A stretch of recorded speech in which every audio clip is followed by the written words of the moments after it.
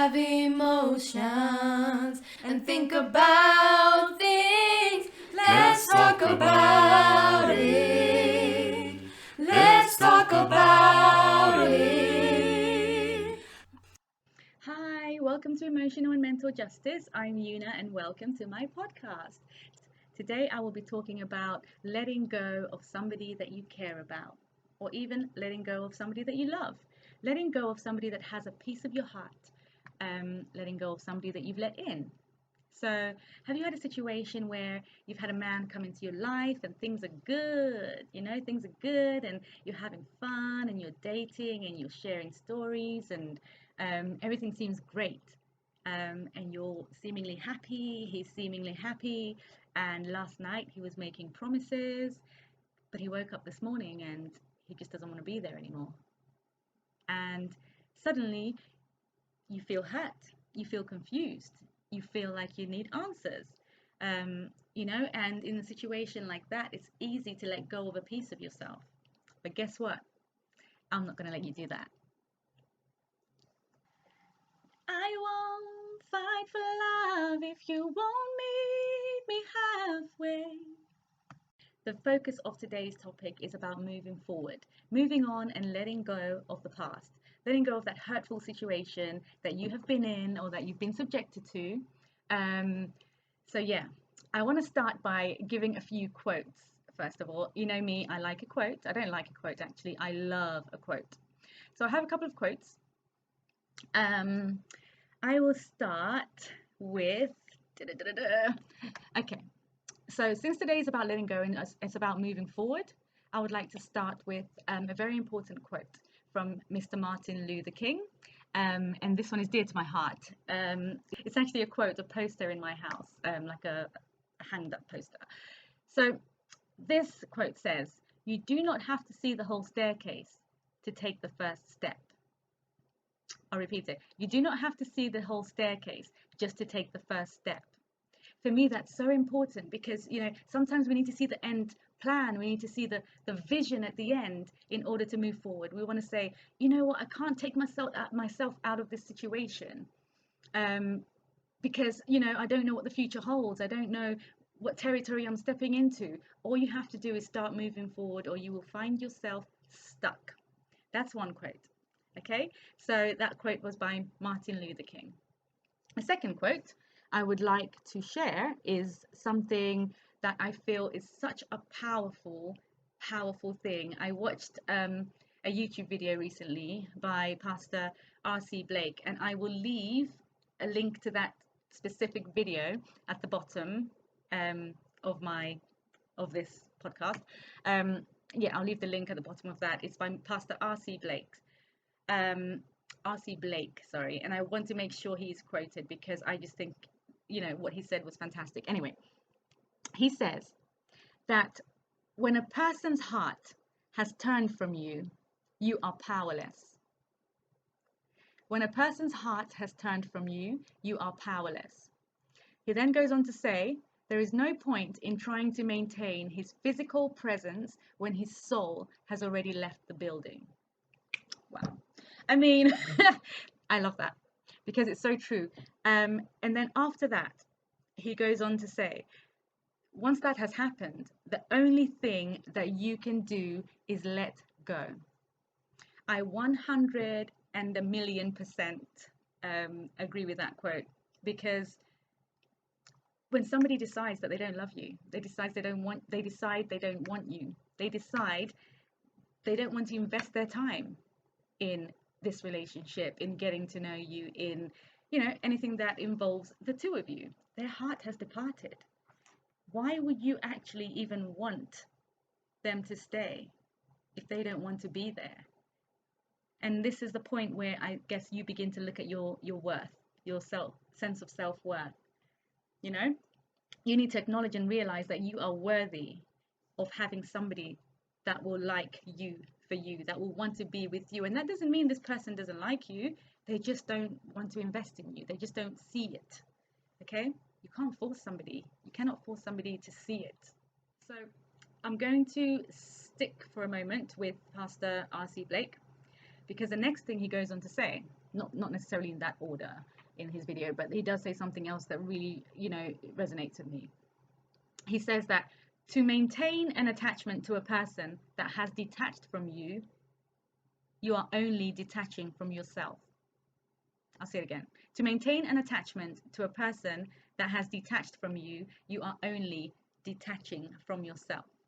Again, I find that so true, because when we're going through either a heartbreak, pain, a difficult situation, it's easy for us to just go crazy, wallow in our sorrows, and we forget who we are sometimes, we forget, again, our sense of self-worth.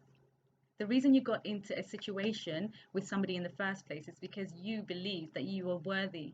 You are worthy of having somebody that will look at you and adore you and respect you for who you are.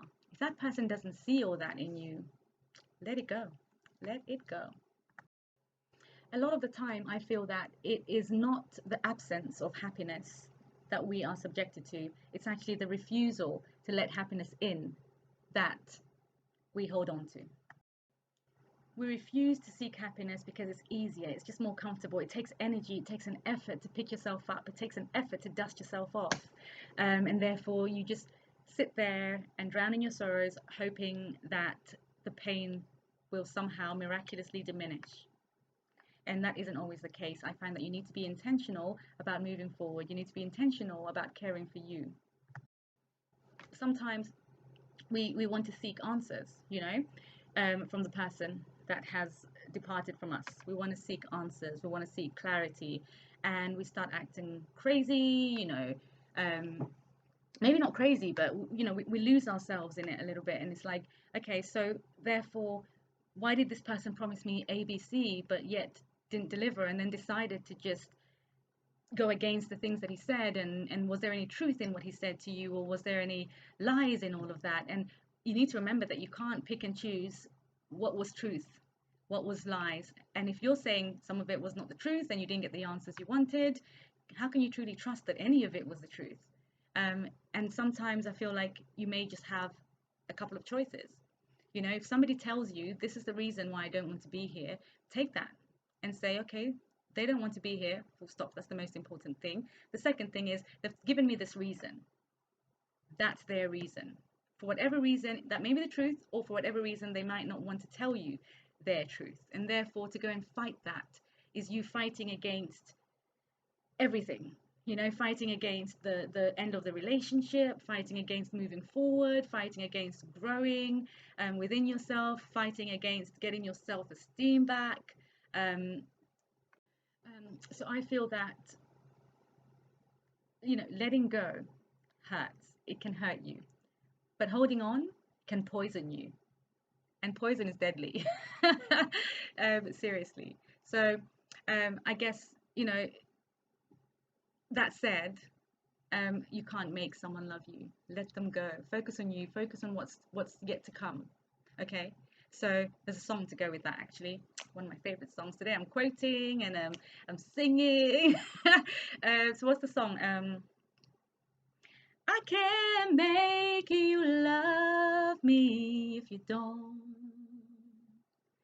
You can't make your heart feel something it won't.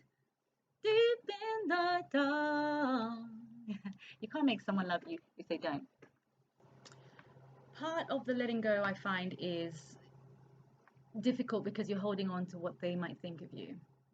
You're holding on to, did you do something wrong? Should you have done something differently? Did you share too much? Did you not share enough? Are you not cute enough? All of those things eat into your self-worth. And I know I keep going back to the word self-worth, but it's such an important thing. And when you have that, when you value yourself, nothing else matters in terms of what people think of you. What you think of yourself is what matters, and what you think of yourself is what you need to focus on. Once you know your worth, it doesn't matter whether somebody wants to be there, whether somebody does not want to be there. And don't get me wrong, by all means, feel the pain. you've invested in a relationship, you're entitled to feel the pain. You're entitled to feel let down if you've been promised something that you haven't been given. You're entitled to feel hurt, disappointed. Feel it. It's your feelings, your emotions. No one is saying get rid of them, but learning how to cope with them. What are your coping mechanisms? How do you move forward? For some people, it might be that you give yourself a few days to grieve the loss, and that's okay. In those 3 days, do what you want. If you want to not get out of bed, or if you want to eat ice cream or junk food or whatever else, or if you want to not eat so much, whatever you do in your time of grieving, do it, but give yourself time, I would say. I'm not saying you need to cut short your grieving, but however, there comes a point where you need to make a conscious decision and say, I am not going to be stuck in this. I need to move forward. Happiness is within you. A good friend of mine recently said to me that when a guy exits your life so fast, quicker than he even entered it, then he's been snatched. And I said, oh, what do you mean? Because I thought she meant like he's been snatched by another woman, snapped up, whatever. And she says, snatched by God. And I was like, oh, okay. So her explanation was that he's been snatched by God because he wasn't the one for you. God took him out of your life so quickly, uprooted him because there was no place for him there. So I think that's interesting. If you're a Christian, you may believe that God is looking out for you. And that's not to say the person was a bad person or the person is not right or whatever. They're just not right for you. Something to think about.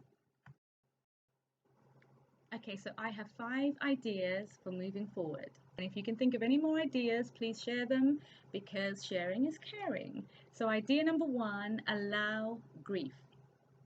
Allow yourself to feel the sadness if that's what you feel. You're entitled to. It's your emotions and your feelings, and if that's how you feel, that's how you feel. It's okay. Hold on to those. It's fine. But find a place for them. Find somewhere to place them within yourself until one day they will diminish. However, nobody's saying you have to let go of them because it's hard to let go. I understand that. It's about, channeling that grief to a place within you where it can sit comfortably. The second piece of advice I would say is don't guess. Don't waste your time guessing and second guessing the whys and the hows and the why me and was it true, was it not, because oh my goodness, that is taking up a lot of energy. For me anyway, I think that would take up a lot of energy. So you can either decide that what they told you is the truth, or you can decide that what they told you is not the truth and they misled you and got you to a place where you now don't understand what's going on, but it's not up to you to understand it. That's down to them.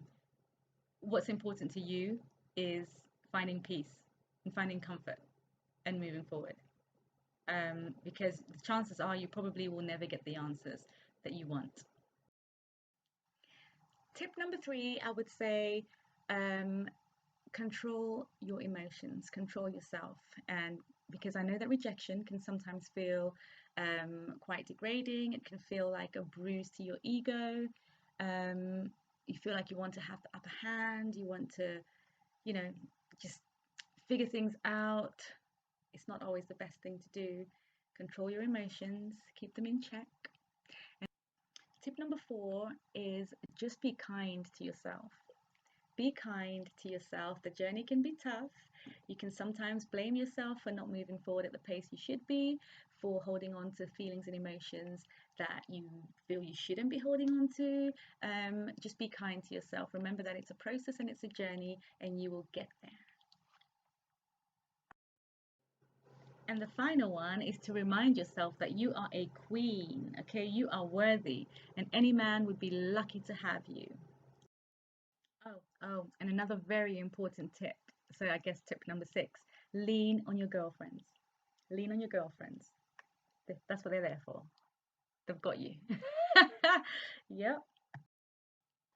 All you have to do is know that there is light at the end of the tunnel. Thank you for listening. You'll have emotions and think about